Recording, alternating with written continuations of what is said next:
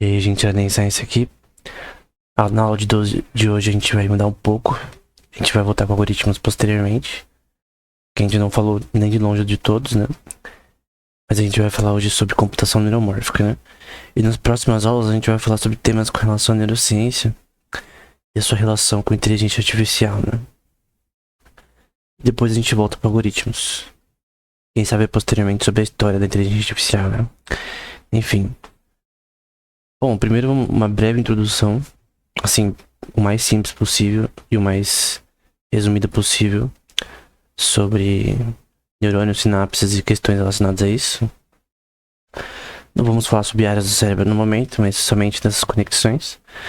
Então, basicamente, o neurônio tem uma estrutura celular como núcleos, membrana, um complexo de Golgi, ribossomos que sintetizam proteínas, todas as estruturas de uma célula, né? Eles têm esses dendritos, que são os braços dele, né? A morfologia dele é bem diferente de neurônio para neurônio e de área para área, né? O hipocampo, por exemplo, é comum ter neurônios piramidais. Em outras áreas, nem tanto, enfim. E basicamente você tem aqui a sinapse, que vai estar na ponta dos axons, que são esses braços aqui, que vai ter uma passagem que é chamada de fenda sináptica, né? Onde os neurotransmissores, que é a informação trafegada, né? Elas viajam dos microtúbulos, vão até essas áreas, e aí chegam aqui, né, nos neuroreceptores, né? Que aceitam ou não esses neurônios conforme eles estiverem abertos ou não.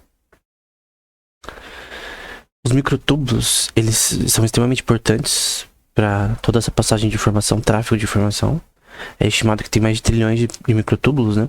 Visto que eles têm um número absurdo deles. Os dendritos dos neurônios, né? Eles ficam nesses dendritos. Então, basicamente, tem um número absurdo. E muitos também, a gente vai falar disso posteriormente, na Archaea Theory, né? Falam que é possível que eles sejam importantes para processamento de informação e para geração da consciência, né? Mas isso não é provado no momento. Mas eles são extremamente importantes. Aqui você vê o conjunto de microtúbulos nesse contexto, né? É um contexto aquoso, né? Em que você tem colisões de íons, você tem temperatura afeta também o sistema.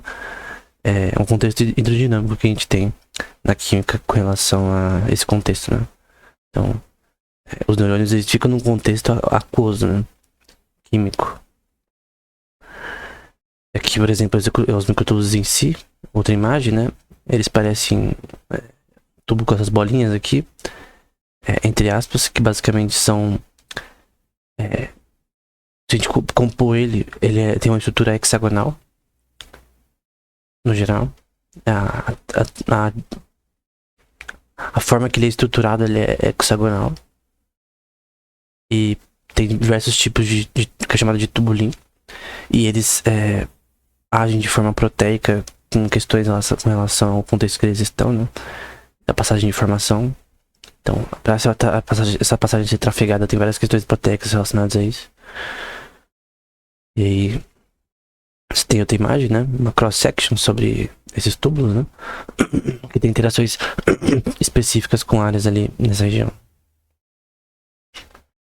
Tem também o que é chamado de células de Schwann, que permeiam o axon e as camadas de mielina que ficam ao redor dessas camadas de Schwann, dessas células de Schwann que são relacionadas a o tráfego de informação ser mais rápido.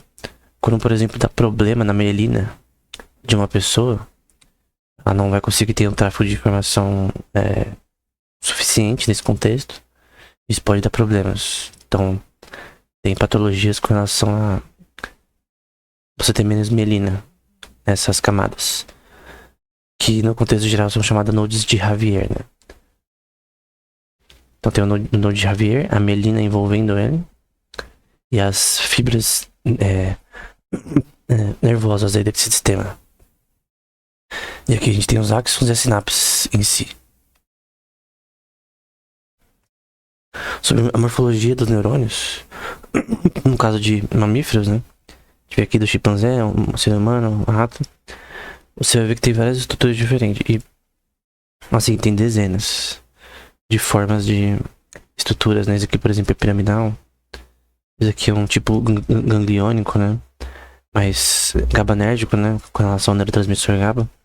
Mas basicamente diversas áreas do cérebro têm estruturas morfológicas dos neurônios que são diferentes, né? E é tanto que é difícil de entender a rede como um todo, né? Esse, por exemplo, é uma morfologia de alguns neurônios, né? Como o Chandelier, Basket Cell, o Neuroglia, Common Basket, Horsetail, Martinote, enfim. E até tem papers que focam apenas nisso, né? Na morfologia de neurônios, né? Os neurotransmissores são vários, né? Serotonina, dopamina, adrenalina, acetilcolina, GABA, que é muito relacionado a sono, por exemplo, assim como NMDA. Enfim, tem vários tipos de neurônios que são específicos para certas funções e regiões do cérebro, né?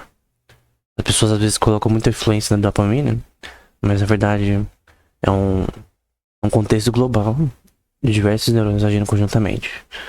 Normalmente, por exemplo, quando você põe prosofol numa pessoa para sedar ela, para uma cirurgia médica, basicamente o que ele vai afetar é o GABA e os NMDA, regiões do tálamos, que é importante para distribuição de informação no cérebro, e aí a pessoa desliga, né?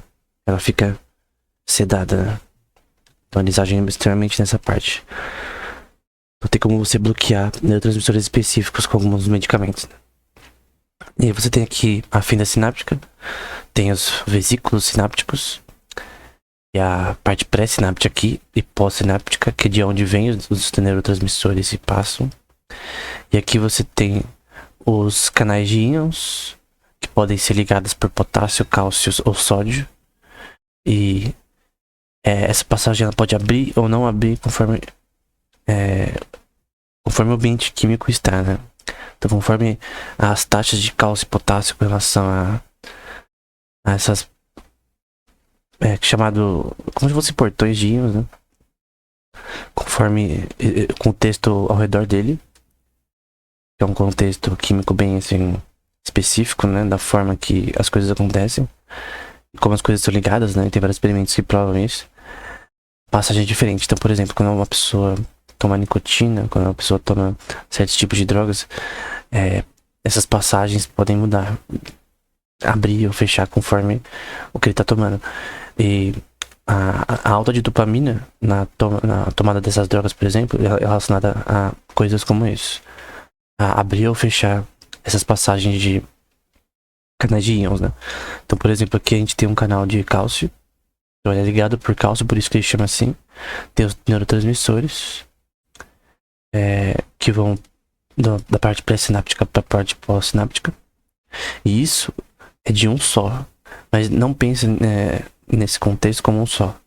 Simultaneamente, bilhões de conexões ao redor do cérebro em regiões com diversas funções vão estar fazendo isso conjuntamente, né? Você pode ver isso globalmente no PET scan, no ressonância magnética, MEG e entre outras formas de você ver imagem cerebral. Mas pensando numa coisa global que está acontecendo em várias áreas ao mesmo tempo para diversas funções. E eu lembro de ver num curso do Coursera da Duke University, o professor fala uma coisa que eu não li no livro ainda, mas ele falou e eu creio que pode ser verdade, que quando os neurotransmissores escapam dessa fenda sináptica, né, que às vezes eles vão pra lá ou pra cá, eles são reaproveitados, né, como se fosse um reciclamento de neurotransmissores, para que nada se perca, né. Que é interessante, né. Mostra como Deus fez tudo certinho aqui, extremamente bem feito. Nesse ambiente, né. Eu só vou usar exemplos assim de forma simples do canais de íons e outros canais. Então, tem sensores proteicos, aqui são proteínas, né? Específicas com relação a o sensor. Aqui no caso é potássio. E aqui é cálcio, magnésio. E a quantidade deles muda a probabilidade de esse canal aumentar ou não. Tem um sensor de voltagem também e a membrana celular, além de um contexto de citosol ao redor. Então tem um contexto aqui de até forças de Van der Waal, em relação à parte magnética, química, que é uma força fraca, né? agirem nesse contexto para que esses canais abram ou não. Aqui é um exemplo de canal de cálcio. Então você tem aqui o mesmo contexto. E no cálcio, ele é aberto através de cálcio. Canais de sódio. E cada um tem as suas peripécias, né? Mas aqui, por exemplo, é os milivolts necessários para algumas coisas acontecerem, como em estado de descanso, com menos 70 milivolts, de menos 50 até mais 30. Você tem até o pico em si, em que é aberto. Então aqui é fechado, no geral. Esse menos 70 milivolts. Aqui é aberto, ativado. E aqui, de mais 30 até menos 70, você tem do pico até ela ficar em descanso. E no caso, ela é fechada. E não consegue abrir. Tá ativado. E aqui às vezes pode abrir, né? O que você tem aqui é a membrana plasmática, citosol ao redor e vários contextos aqui também. Químicos com relação a isso. Que a gente pode entrar em detalhes depois, né? Então, canais de potássio também. Fica ligado para os potássio. Eu tô pegando algumas imagens de certos artigos. Não necessariamente elas focam apenas nesse contexto, né? Mas é a mesma coisa. Tem as peripécias diferentes. Aqui citosol ao redor. E é um canal ligado por ligando. Não sei como ligande em português. Aqui é mecanicamente por pressão. Aqui é sempre aberto. Nesse contexto de potássio e de sódio e potássio. E aqui que é ligado pela voltagem, né? Então cada canal tem as suas formas de agir. Porém, pensa em algo global em várias áreas do cérebro ao mesmo tempo. E você pode tentar inibir essa passagem de certas neurotransmissores, como é feito como eu disse anteriormente, né, com a substância chamada prosofol, que é usada por médicos para te sedar para uma cirurgia. Ele age especificamente nos neurotransmissores chamados GABA e NMDA. Não deixe eles trafegarem normalmente, né? Essa aqui é uma imagem com relação a populações de neurônios, né? Em diversos animais, né? Que é uma sanguessuga, no macaco e numa ação. Que a gente tem esse que é chamado de firing rate. Firing rate é basicamente o agregado de atividade neural. Que você tem um algoritmo para juntar isso e formar uma coisa chamada spike. Que é o que representa, como por exemplo, você faz uma ação. Essa ação pode gerar diversos spikes, né? São picos de atividade neural com relação a alguma coisa que você está fazendo. Assim, isso é uma explicação bem simples e chula, mas no geral é isso, mas não necessariamente. Tem uma coisa chamada LTP, que é Long Term Potentiation. Aqui, por exemplo, tem canais de MNA e AMPA, que são receptores. E aí, a gente tem aqui a pré-sináptica e pós-sináptica. E é aqui o que você tenha uma coisa chamada depolarização na parte pós-sináptica. Só que no caso, o que você quer com o LTP é uma potenciação com relação a atividade neural desse sistema. Então, um exemplo aqui dele normal, com canais de íons e de sódio aqui, de cálcio e sódio. E aqui quando tá potenciado, né? No caso, você tem várias passagens de neurotransmissores aqui. Tem o que é chamado de Long Term Depression. Aqui é um exemplo usando Single Unit Recording, né? Que é uma forma de você ver especificamente com um eletrodo, né? Você põe um eletrodo no neurônio. Eu vi um exemplo com ratos que eles fizeram. Tem tipo uma cúpula em cima da cabeça do rato de vidro. E aí eles colocam um eletrodo específico numa região para conseguir dar estímulos. E no caso, quando o estímulo é dado, isso acontece, depois tem uma depressão com relação a ele. E a gente tem também o que chama de spike, que é quando, como eu falei anteriormente, você tem essa atividade neural. Aqui é um algoritmo, né? Você põe o eletrodo, ou o grupo de eletrodos no cérebro do rato ou de qualquer animal. E aí tem um algoritmo de clustering, né, que junta esses dados e mostra os picos como eles são realizados, né. KNN pode ser usado, por exemplo, que é um algoritmo que a gente não viu ainda. Não sei se principal componente de análise também, mas são algoritmos que juntam esses dados para ficar uma coisa só, né. Então, aí você tem um spike. Então aqui o intervalo de spikes, né, o simples, complexo, e aqui onde foi feito, né, no córtex pré-frontal dorsolateral, provavelmente, até o medial. E aqui um exemplo simples, né? Você tem um estímulo, a ação potencial, a depolarização, que vai gerar esse pico, e a repolarização, que vai gerar esse período refratório aqui, depois ficar no estado de descanso, né? Então, você pode também fazer isso de forma sintética, né?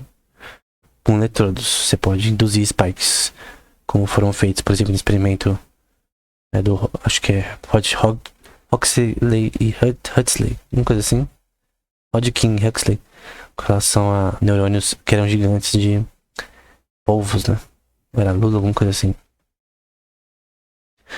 E a gente chega na parte que a gente queria desde o começo, né? Que é a computação neuromórfica em si. O que é a computação neuromórfica? Ela tem base em tudo que a gente viu. O que, assim, de inspiração, né? Pra conseguir criar um sistema. Um sistema de hardware. Tem inspiração no que a gente viu anteriormente. Então aqui a gente tem, entre aspas, os input, as sinapses. Entre aspas, os dendritos dos neurônios. Os axons, que são os braços, né? E o sistema de aprendizado em si. Usando o gradient descent, tudo que a gente já viu anteriormente. Aqui tem também algumas coisas que são mostradas aqui, como compartimento de atualização, geração de output dos spikes, atualização sináptica, enfim, essas coisas aqui tem um significado. Basicamente é uma inspiração pro hardware, né? E aí eles estão mostrando como é o sistema, né? Tem aqui uma coisa que eu não falei, que tem neurônios que são inibitórios, né?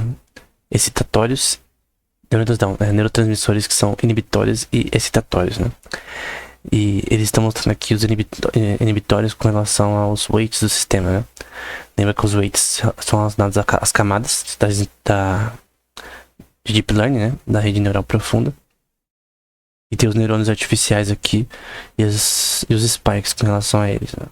Então são spikes que são gerados artificialmente, mas tem uma base no cérebro humano, né? Então aqui a conectividade entre esses neurônios, né? Como eles se comunicam entre si com esses spikes. Usando uma coisa chamada lei de Hebb, né? Neurônios que se ativam conjuntamente. Eu tenho que falar em inglês, né? Neurons that fire together, wire together. Então, os neurônios que se ativam, que ele chama de firing, eles também estão ligados entre si conjuntamente. Então não pensa nos neurônios como que a gente vive individualmente, mas não é assim. São grupos. Grupos, subsistemas, né? Subgrupos que agem conjuntamente com determinada função, que em diversas áreas do cérebro, né? Agem para gerar memória, para gerar solução de problemas de visão, de espaciais, enfim. Aqui na parte de hardware, o total de número de neurônios é dado para um núcleo de processamento no processador. Aqui é o 1024, por exemplo. E o total de sinapse nas fãs do hardware do sistema não pode exceder 120 KB com relação às sinapses. Aqui também tem relacionado aos axons, né? Que não pode exceder por core 4096. Então você tem na parte de hardware essa representação de número de axons, de sinapses, enfim. Aí eles usam uma coisa chamada Spike Time Dependent Plasticity, né? Ou STDP. Tem vários algoritmos com relação a isso, até de inteligência artificial.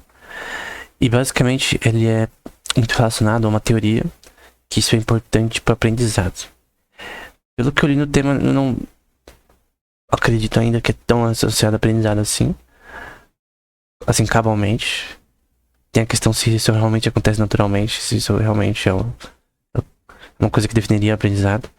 Mas basicamente aqui que a gente tem aquele long term potentiation, a gente viu anteriormente, e o long term depression. E essa é a forma, quando você tem o LTP seguido do LTD, você tem esse spike dependente do timing da plasticidade. Plasticidade é a forma que o cérebro muda conforme a necessidade para aprender. Então, o seu cérebro continuamente está em período de plasticidade, no sentido de que ele, ao longo do tempo, consegue, por exemplo, andar de bicicleta. Você consegue aprender a andar de bicicleta. E quando você aprende como criança, você cai, se machuca. Com o tempo você vai pegando. Só que pra você talvez não seja importante isso, mas, querendo ou não, o que faz você aprender é uma questão neuroquímica. É uma questão que pode ser explicada neuroquimicamente e eletronicamente, né? Que eu não tô mostrando aqui, mas também tem várias coisas com relação ao que Hodgkin e Huxley explicaram com relação ao cérebro de forma eletrônica, né? Que é um sistema eletrônico, biológico, né? Que é um sistema elétrico, né? Eletroquímico. Então, basicamente, você tem um sistema que permite que você consiga aprender através de mudanças que são feitas na forma que, não que os neurônios agem, né? Mas tem uma forma, um algoritmo que é feito globalmente no cérebro que faz você aprender.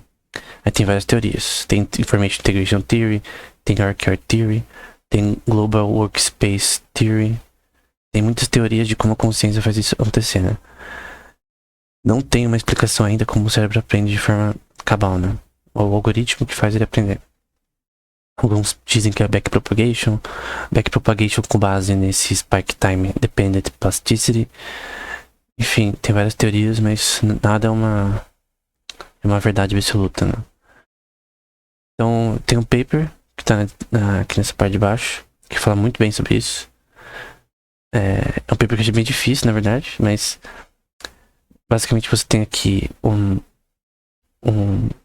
atividade neural de excitatória para excitatória. Tem neurotransmissores que são relacionados a isso, né? Atividade tanto inibitória quanto excitatória. No caso aqui a gente tem excitatória para excitatória para inibitória e depois inibitória para excitatória, né? Em milivolts aqui. Então, inicia com um pico, depois uma depressão e assim sucessivamente, né? E eles dizem, né? A caracterização da plasticidade neural no nível de rede durante comportamentos naturais é um passo crucial na compreensão da base neural para aprendizagem de memória. Porque a questão é como que a gente testa esse sistema aqui, esse STDP, em vivo e ver se realmente ele é importante para aprendizagem, né? No longo prazo, por exemplo, se a plasticidade ela ocorre, tipo, que ela é causada por isso daqui. Porque, na verdade, não necessariamente a causa desse spike que depende desse contexto temporal de plasticidade. Não necessariamente ele é a causa do aprendizado e não necessariamente ele ajuda o aprendizado.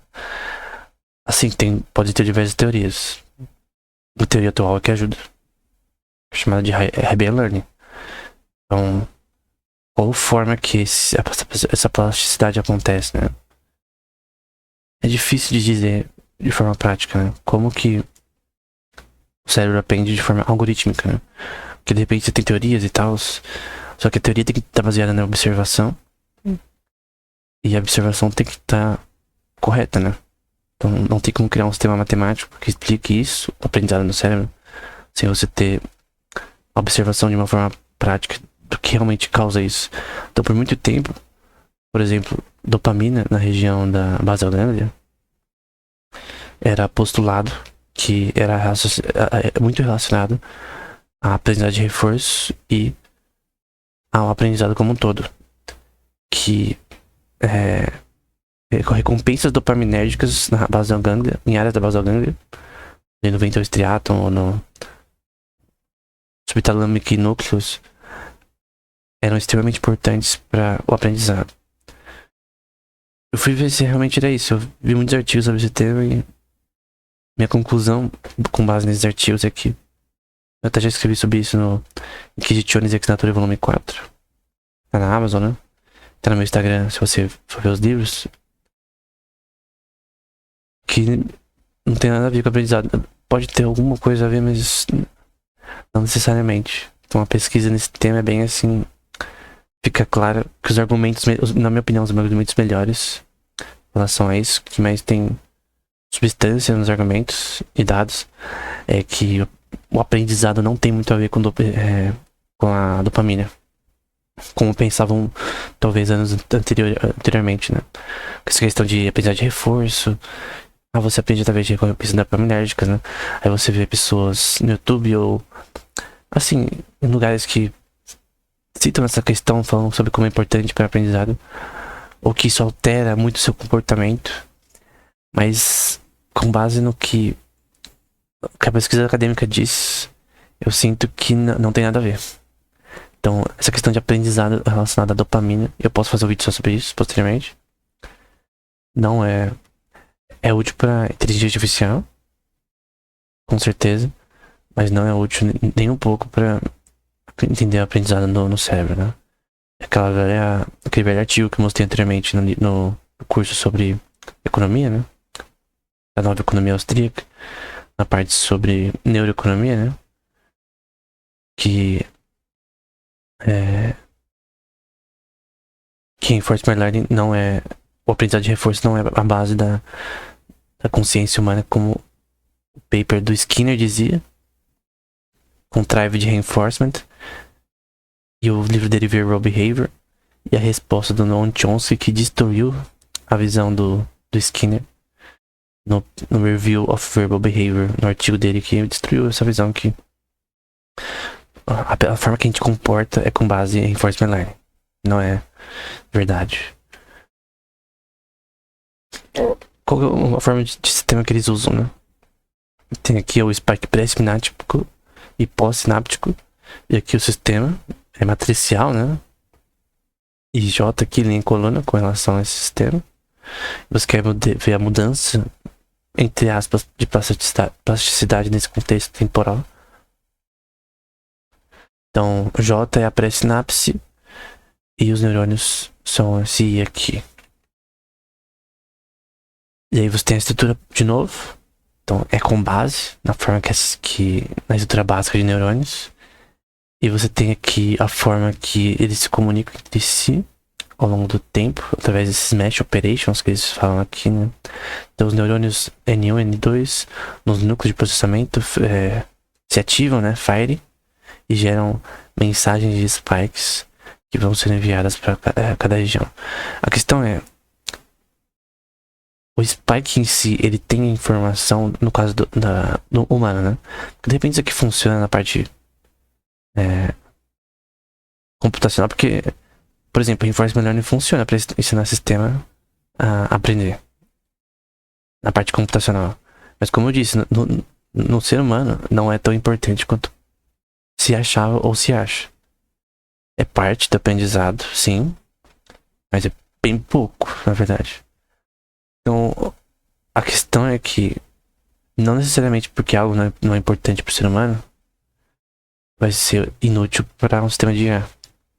De repente funciona, porque importa que o algoritmo funcione. O que faz melhor nada mais é do que uma inspiração no ser humano, mas você tem ali a função de valor e tal. Mas a questão é, algoritmicamente, no ser humano tem a função de valor? Tem essa backpropagation?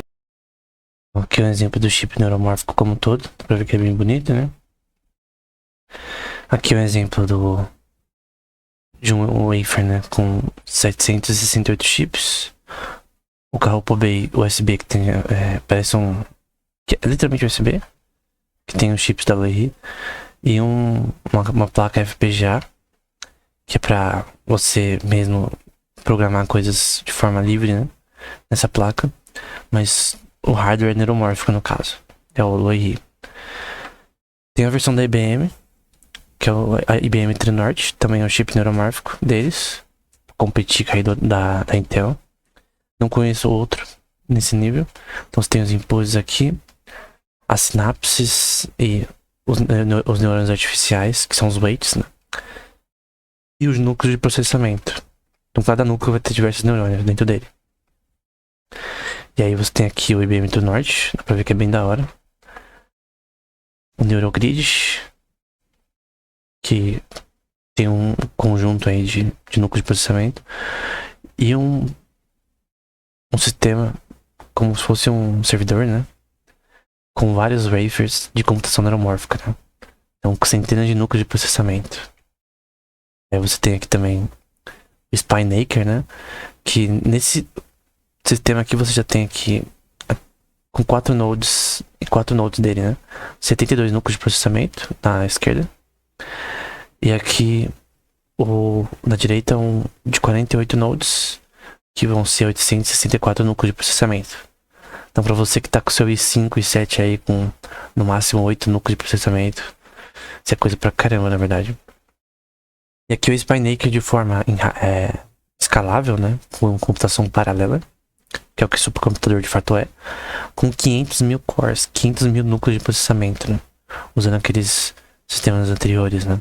Então tem vários wafers com diversos... Wafer é essa tabela aqui, ó. Esse aqui é um wafer. Aí tem tudo necessário para fazer o sistema funcionar, né? No caso, um wafer de servidor ia ser, tipo, tem memória, tem tudo que tem para computador funcionar. O processador, enfim, tudo normal. Placa de vídeo normalmente também, às vezes. Essa é a estrutura do Spinnaker, né? Você tem esses quadradinhos, é a propagação de informação entre esses nodes. Vai ser explicado aqui, né? O núcleo emissor no chip 1 envia um pacote de pico para o seu roteador local, que passa em direção aos 3 núcleos, que é o spike. Então ele envia spikes de um para o outro, da forma que a gente viu. E aí o primeiro roteador no caminho pode usar o roteamento padrão para passar o pacote diretamente. O roteador no chip 2 faz 2 cópias, uma para cada roteador de destino. E esses roteadores vão enviar essa mensagem aí para os núcleos receptores de seus chips, né? Então meio que tem uma estrutura com base aí nos neurotransmissores e receptores aí, de certa forma, né? Uma inspiração, tá? É porque questão de eficiência energética nunca vai superar o cérebro humano, né? É muito difícil. E a gente tem o que chama de main register, né?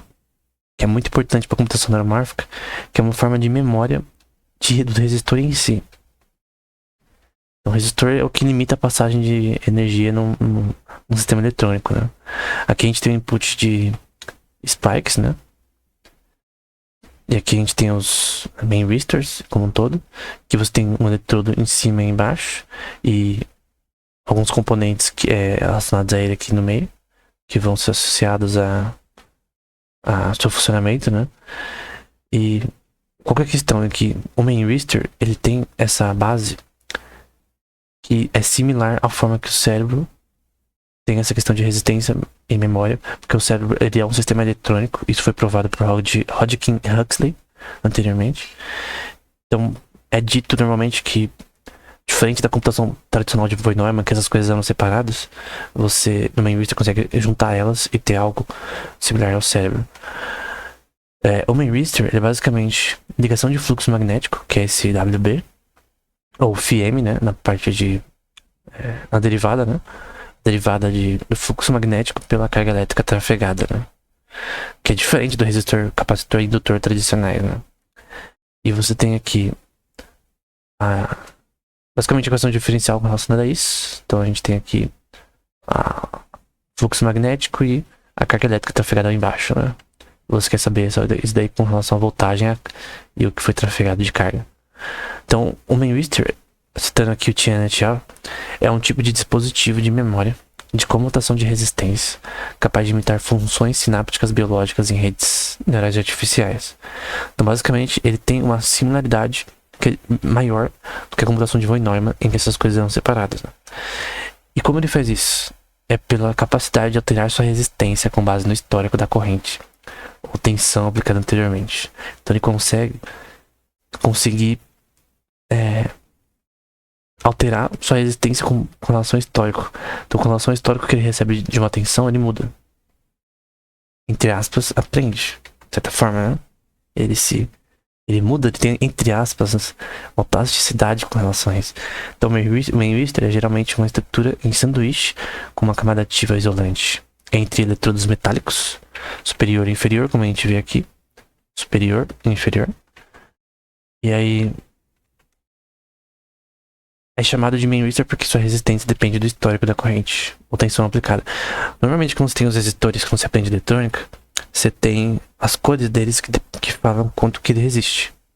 E isso faz diferença na composição do seu circuito, né? Pra quem mexia com, por exemplo, eu mexia muito com... esqueci o nome. Arduino, né?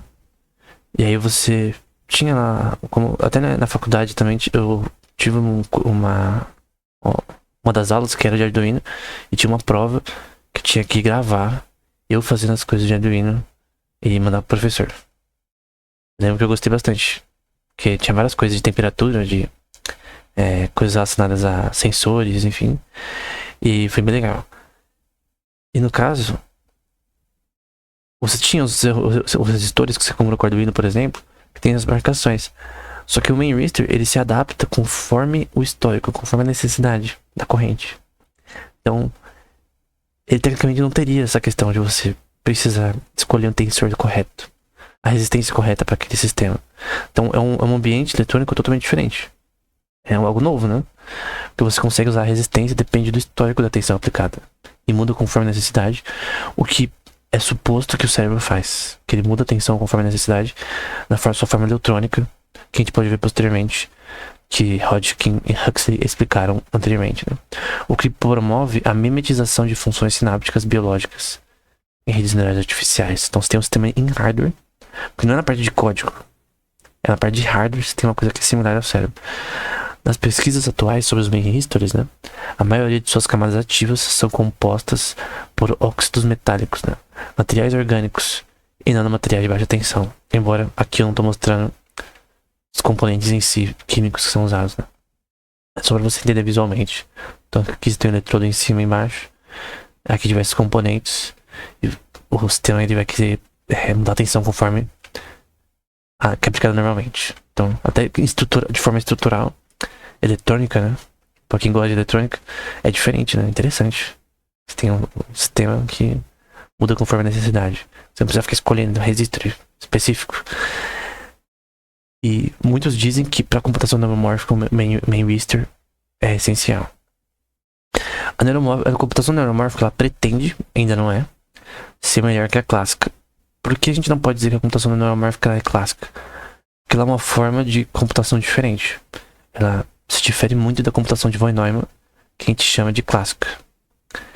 Ela não é reversível no momento. A gente pode dizer que o DNA, a forma que o DNA é transcrito e tal, no seu algoritmo para síntese de proteínas, tem uma coisa chamada computação reversível, que é uma coisa que Charles Bennett fala bastante. Eu não sei se computação neuromórfica é reversível. Eu sei que computação quântica é. Por que você quer ter computação reversível? Porque ela consegue, segundo o Charles Bennett e outros, ser aplicada abaixo do limite de Landauer, né? Que é o limite de dissipação de energia mínima, que obviamente cria um efeito de 100 nanograds na parte de computação, né? Porque aí você tem um limite do mínimo de energia que você tem que dissipar, que você não pode reaproveitar. Que seria bom se você, por exemplo, num supercomputador com milhares de núcleos de processamento, como aquele de 500 mil, se você pudesse não dissipar energia. Porque quando você dissipa energia em calor, você basicamente vai ter perda de eficiência. Você poderia ter usado essa energia para operar computações e ser mais eficiente. Então, quanto menos dissipação de energia, você consegue ser mais eficiente no sistema. Mas tem um limite físico de Landauer que não permite algo menor que esse limite. E basicamente o que você quer com uma computação reversível é ter algo mais eficiente que o limite de Landau, embora ela tenha limite como um todo, né? Tudo tem limite físico, né? Você não tem como ter eficiência termodinâmica total num sistema computacional. Porque ele é físico, né? Talvez um sistema virtual se... Também não pode, porque também ele tem propriedades físicas, né? Então, basicamente é isso. Eu recomendo muito o vídeo que eu fiz sobre computação quântica, que eu falo bastante sobre os limites de Landauer, de Bramman, da computação reversível, enfim. Mas basicamente, a gente tem 3 modelos que são interessantes pra gente explicar. A computação clássica, que ainda tem muito pra fazer ainda. Tem vários algoritmos que a computação clássica resolve melhor. A computação neuromórfica, que em hardware, que ela consegue mudar as coisas usando inteligência artificial, que tem resolvido vários problemas NP-complete, que a gente falou anteriormente no vídeo anterior, e NP-hard, como protein folding e gradient descent, e algoritmo de classificação também. E a gente tem a computação quântica. Então essas 3 coisas, elas são o futuro da computação. Então tem coisas que classicamente sempre vai ser melhor ser resolvido classicamente. A computação clássica não vai morrer. Mesmo com computadores quânticos atuais, eles são híbridos, né? Tem a parte quântica e clássica, que interpreta os dados na parte quântica. A parte de hardware, né? Então, são mudanças de estruturas, né? Na parte de computação quântica tem uma mudança física, a forma que os transistores são usados, né? Que agora você tem um sistema que você usa qubits, né? Na parte clássica você tem os transistores comuns. E na parte neuromórfica você tem agora um sistema que tem uma base no cérebro. E eu creio que em vários contextos, diversos problemas algorítmicos, né, vão ser melhor resolvidos no futuro, né, pela computação neuromórfica, pela clássica e pela computação quântica, né? Não tem uma bala de prata para diversos problemas. Mas diversos problemas algorítmicos, eu tô pegando essa questão do Scott Harrison, com certeza. Várias palestras ele fala sobre isso. Então, tem várias classes de problemas que são resolvidos por cada forma de computação, né? Mas no geral, apenas de um resumo, e eu vou explicar posteriormente com mais detalhes. É isso.